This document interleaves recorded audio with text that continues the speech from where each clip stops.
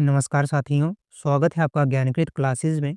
इस वीडियो में हम बात करेंगे जनवरी 2026 के करंट अफेयर्स के बारे में, जो कि सभी प्रतियोगी परीक्षाओं के लिए उपयोगी रहेंगे। ये वीडियो जनवरी 2026 के मोस्ट इम्पॉर्टेंट करंट अफेयर्स के रिवीजन के तौर पर रहेगी। तो चलिए वीडियो को शुरू करते हैं। सबसे पहले हम बात करेंगे राष्ट्रीय एवं राजनैतिक जो करंट अफेयर है उनके बारे में। आप सभी को पता है कि इस वर्ष भारत ने अपना 77वां गणतंत्र दिवस मनाया 26 जनवरी 2026 को। इससे रिलेटेड हमें कुछ बातें पता होनी चाहिए, तो हम उन्हीं को देखते हैं। सबसे पहली बात है कि इसका मुख्य अतिथि कौन थे? तो इसके मुख्य अतिथि थे एंटोनियो कोस्टा, जो कि यूरोपीय परिषद के अध्यक्ष हैं, और उन्हीं के साथ उर्सुला वान डेर लेyen थी, जो यूरोपीय आयोग की अध्यक्ष हैं। अब बात करते हैं कुछ महत्वपूर्ण इवेंट्स के बारे में, जो कि इस गणतंत्र दिवस में पहली बार हुए। तो इस गणतंत्र दिवस में पहली बार किसी विदेशी सैन्य संघ ने भाग लिया, और वो कौन थे? वो थे यूरोपीय संघ की सैन्य टुकड़ी। दूसरा, इसमें पहली बार भारतीय सेना के स्वदेशी नस्ल के कुत्तों जैसे कि मुधोल हाउंड, राजापलायम, रामपुर हाउंड और कोम्बाई थे, उन्होंने परेड में भाग लिया। फिर तीसरा इसमें है कि जो रिमाउंट एंड वेटरनरी कोर है, यानी जिसे आरवीसी भी कहते हैं, भारतीय सेना की ये एक पशु टुकड़ी है। इसने भी 77वें गणतंत्र दिवस में पहली बार मार्च पास्ट में भाग लिया। और इसी के साथ डीआरडीओ द्वारा विकसित एक नए स्वदेशी रॉकेट लॉन्चर, जिसका नाम क्या है? सूर्यास्त्र है, उसका भी पहली बार सार्वजनिक प्रदर्शन किया गया। आगे देखते हैं इस गणतंत्र दिवस पर किन्हें क्या-क्या पुरस्कार दिए गए। तो सर्वश्रेष्ठ मार्चिंग टुकड़ी का जो पुरस्कार है वो भारतीय नेवी को मिला, और राज्यों की सर्वश्रेष्ठ झांकी का जो पुरस्कार है वो महाराष्ट्र की झांकी को मिला, जिनका विषय था गणेश उत्सव आत्मनिर्भरता का प्रतीक। और मंत्रालयों की झांकी की बात करें तो उसमें संस्कृति मंत्रालय की झांकी को पहला पुरस्कार मिला, और इनकी जो थीम थी वो थी वंदे मातरम के 150 वर्ष। आगे बात करें तो भारतीय नौसेना की जो थीम थी वो थी एक सशक्त राष्ट्र के लिए एक समर्थवान नौसेना, यानी कि a powerful navy for a strong nation.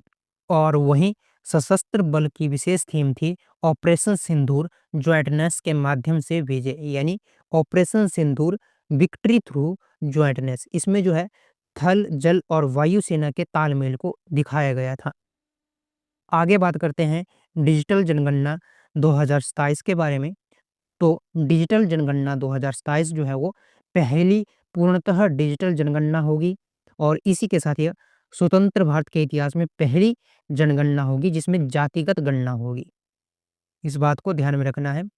और यह जनगणना जो है 2 मुख्य चरणों में पूरी होगी, जिसमें इसके प्रथम चरण में मकानों का सूचीकरण किया जाएगा और आवासों की जनगणना की जाएगी, जो कि 1 अप्रैल 2026 से 30 सितंबर 2026 तक चलेगी। और फिर दूसरे चरण में इसके जनसंख्या की गणना की जाएगी, जो कि फरवरी 2027 तक पूरी कर ली जाएगी। लेकिन इसमें एक चीज़ है, इसको आपको ध्यान में रखना है कि जो लद्दाख, हिमाचल प्रदेश, उत्तराखंड के बर्फबारी वाले इलाके हैं, वहाँ पर जनसंख्या की गणना जो है वो सितंबर 2026 में ही कर ली जाएगी। यानी कि इन क्षेत्रों में प्रथम चरण में ही जनगणना पूरी कर ली जाएगी। चलिए अब आगे देखते हैं। आगे है भाजपा अध्यक्ष जो है वो नितिन नवीन बने हैं। इस बात को ध्यान में रखना है, कहीं न कहीं पूछा ही जाएगा। इसके बाद जो मोस्ट इम्पोर्टेंट है, जो आपको याद रखना ही रखना है, वो है कि सुप्रीम कोर्ट का एक ऐतिहासिक फैसला आया है। सुप्रीम कोर्ट ने आर्टिकल 21 के तहत मासिक धर्म स्वच्छता, यानी कि मेंस्ट्रुअल हाइजीन को मौलिक अधिकार का एक हिस्सा घोषित किया है। किसके तहत? आर्टिकल 21 के तहत। इसको आपको ध्यान में रखना है। चलिए अब आगे बात करते हैं अर्थव्यवस्था के बारे में। इसमें आर्थिक सर्वेक्षण 2025-26 को हम देखेंगे। सबसे पहले हम बात करते हैं इसकी प्रस्तुति और निर्माण के बारे में।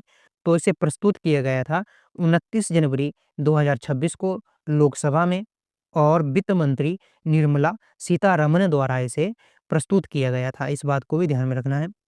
और अगर बात करें कि इसे तैयार कौन करता है, तो इसे तैयार किया जाता है मुख्य आर्थिक सलाहकार यानी सीए के मार्गदर्शन में आर्थिक मामलों के विभाग द्वारा। इस बात को ध्यान में रखना है। इसका महत्व क्या होता है? तो इसका महत्व होता है कि ये केंद्रीय बजट जो होता है, उसके लिए आधार के रूप में काम करता है। आर्थिक सर्वेक्षण 2025-26 की जो कुछ महत्वपूर्ण बातें हैं, यानी जो इनके आर्थिक अनुमान हैं, वो हैं कि 2025-26 के लिए भारत की वास्तविक जीडीपी वृद्धि दर 7.4% रहेगी, जो कि पिछले वर्ष कितनी थी? 6.5% थी। इस बात को ध्यान में रखना है। फिर मुद्रास्फीति यानी इन्फ्लेशन के बारे में इसमें कहा गया है कि महँगाई दर जो है वो 1.7% रहेगी। उसी के साथ इसमें सेवा क्षेत्र के बारे में बात की गई है कि सेवा क्षेत्र जो है वो 7.5 की वृद्धि दर से अर्थव्यवस्था का मुख्य इंजन बना हुआ है, यानी कि भारत की अर्थव्यवस्था में सेवा क्षेत्र जो है वो महत्वपूर्ण भूमिका निभाता है। अब आगे बात करते हैं आधार वर्षों के बारे में। जीडीपी सकल घरेलू उत्पाद के लिए आधार वर्ष जो है 2022-23 को माना गया है। पहले कौन-सा था? पहले था 2011-12, इस बात को ध्यान में रखना है। और आईआईपी जो है यानी औद्योगिक उत्पादक सूचकांक, उसके लिए भी 2022-23 को माना गया है। पहले 2011-12 था। और सीपीआई यानी उपभोक्ता मूल्य सूचकांक के लिए 2024 को आधार वर्ष माना गया है, पहले था 2012। और डब्ल्यूपीआई यानी थोक मूल्य सूचकांक के लिए आधार वर्ष 2022-23 को माना गया है। अब आगे बात करते हैं रक्षा और अंतरिक्ष के बारे में। तो भारतीय सेना ने 70th सेना दिवस मनाया 15 जनवरी 2026 को। तो इसकी जो मुख्य परेड थी वो कहाँ पर हुई? वो हुई जयपुर, राजस्थान में। और इनकी जो थीम थी वो थी नेटवर्किंग और डेटा सिक्योरिटी। अब सेना दिवस की कुछ ऐतिहासिक पृष्ठभूमि को देख लेते हैं कि ये क्यों मनाया जाता है।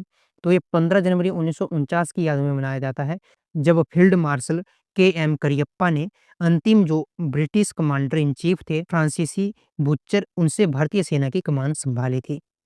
और के.एम. करियप्पा स्वतंत्र भारत के पहले भारतीय कमांडर इन चीफ भी बने थे। अब बात करते हैं भैरव बटालियन के बारे में।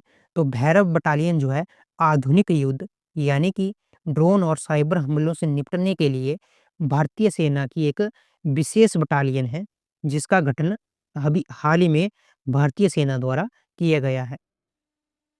उसके बाद बात करें तो डीआरडीओ ने ओडिशा के अब्दुल कलाम द्वीप से स्वदेशी क्वाइस बिलास्टिक मिसाइल, जिसका नाम प्रलय है, उसका लगातार 2 बार सफल परीक्षण भी किया है।